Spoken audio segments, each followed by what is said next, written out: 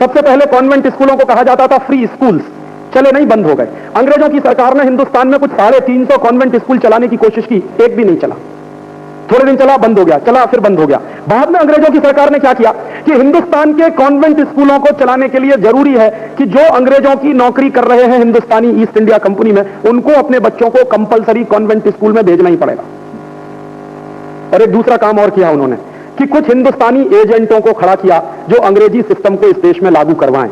तो एक सबसे बड़ा एजेंट मिला उनको, राजा राम मोहन राय, जिसके बारे में हमारे इतिहास में कहते हैं कितना बड़ा हीरो।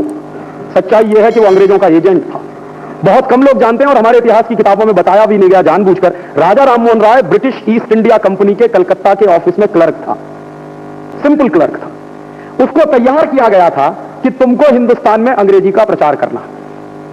तो राजा राम मोहन राय ने अपनी पूरी शक्ति लगा के अंग्रेजी का प्रचार करना शुरू किया था। कैसे शुरू किया? खुद राजा राम मोहन राय ने ऐसा इडियट वेश धारण किया कि सिर पे पगड़ी और गले में टाई। हां, सिर पे है हिंदुस्तानी पगड़ी और गले में है टाई और नीचे है धोती। ये मैं उनके आपको 3 फोटोग्राफ्स दिखा सकता हूं ऐसे राजा राम मोहन राय के, कि गले में टाई, नीचे धोती, सिर पर पगड़ी। अब बताइए इससे बड़ा इडियट कोई दूसरा मिल सकता है आपको, जिसके बारे में हिंदुस्तानी इतिहास में पता नहीं क्या क्या कसीदे पढ़े गए, क्या क्या उसके बारे में नहीं लिखा गया। तो वो राजा राम मोहन राय क्या करता था? ईस्ट इंडिया कंपनी से तनख्वाह मिलती थी, गांव गांव गली गली घूमता था, बच्चों के मां बाप को यह समझाने का काम करता था कि अपने बच्चों को कॉन्वेंट में भेजिए। एक बार का किस्सा है, वो किस्सा पता नहीं मेरी किसी कैसेट में होगा तो जरूर सुनिए। किस्सा यह है कि कलकत्ता के पास किसी गांव में ये घूम रहे हैं राजा राम मोहन राय, और एक गांव में जाते हैं, गांव के लोगों की मीटिंग बुलाते हैं और कहते हैं कि अपने बच्चों को कॉन्वेंट स्कूल में भेजो। तो गांव का एक साधारण किसान है, वो पूछता क्यों भेजें, हमारे गांव में तो गुरुकुल चलता है। तो वो कहता है कि तुम्हारे गुरुकुल में बच्चे अच्छे नहीं बनेंगे, कॉन्वेंट में अच्छे बनेंगे। तो वो किसान पूछ रहा है कि अच्छा कैसे होगा मेरा बच्चा? तो बेचारा राजा राम मोहन राय 50 तर्क दे रहा है, उस किसान की समझ में नहीं आ रहा। अचानक से राजा राम मोहन राय एक बात कहता है कि देखो तुम्हारा बच्चा कॉन्वेंट में जाएगा तो टाई लगाएगा। तो वो पूछता कि ये टाई क्या होती है? अब उस किसान को क्या मालूम बेचारे को कि टाई क्या होती है, उसने जिंदगी में कभी देखी नहीं। तो राजा राम मोहन राय अपने बैग से निकालकर बांध के दिखाता है गले में लगा के। तो वो कहता है कि मेरा बच्चा ठीक है ये टाई लगाएगा, लेकिन इसका करेगा क्या? क्यों लगाए ये टाई? उसका क्या करे?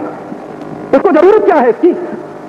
उस किसान के एक भी सवाल का जवाब राजा राम मोहन राय के पास नहीं है। फिर वो किसान चलते चलते जब राजा राम मोहन राय जा रहा है तो उसको थोड़ी दया आई है, तो उसके मन में थोड़ी सी दया आई। तो उसने बड़े प्यार से पूछा कि अच्छा ये बताओ कि अंग्रेज जो आप बता रहे हो मुझको, उसको तो मालूम नहीं अंग्रेज क्या है टाई का, क्या आप बताते हो कि अंग्रेज टाई लगाते हैं, तो उनके देश में वो टाई क्यों लगाते हैं? ये पूछ रहा है और सहज जिज्ञासा है जो वो पूछ रहा है। तो राजा राम मोहन राय का जवाब सुनिए। वो कहता है कि अंग्रेजों के देश में सर्दी बहुत पड़ती है, बहुत ठंडी पड़ती है। और कितनी ठंडी पड़ती है कि एक साल में 6 महीने 7 महीने तक सूरज नहीं निकलता। सही बात है, बर्फ जमी रहती है। तो इतनी ठंडी पड़ती है, तो जब बहुत ज्यादा ठंडी पड़ती है उन देशों में, तो वहां के लोगों को अक्सर सर्दी जुकाम होता है, तो नाक चलने लगती है।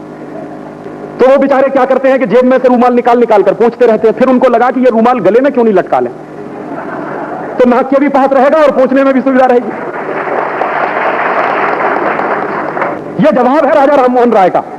अब वो किसान पूछता है बहुत स्वाभाविक तरीके से कि मान लिया कि अंग्रेजों के देश में ठंडी पड़ती है, उनको सर्दी जुकाम होता रहता है, लेकिन मेरे देश में तो नहीं पड़ती ठंडी, मैं क्यों लगाऊंगी?